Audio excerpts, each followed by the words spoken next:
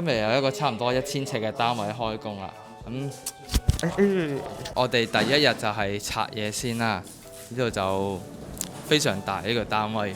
咁我哋都設計晒俾業主啊，都夾咗2個月啊，所以事前溝通係好緊要。到時一開工就好多嘢就直接去㗎啦。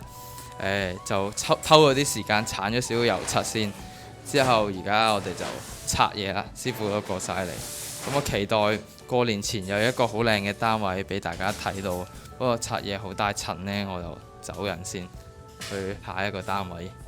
師傅開始做嘢，我就唔阻住佢啦。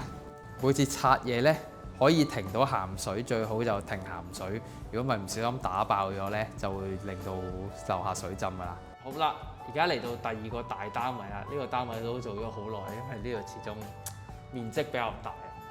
呢個廁所係正常2個廁所咁大啊，最少。我哋已經做好咗防水層之後，就會浸水啦，浸啲色水。如果過咗24小時，樓下冇漏水或者水位明顯下降啦，同埋我哋做咗個標記，有條黑色嘅線，咁冇下降就證明呢個防水係冇任何問題啊。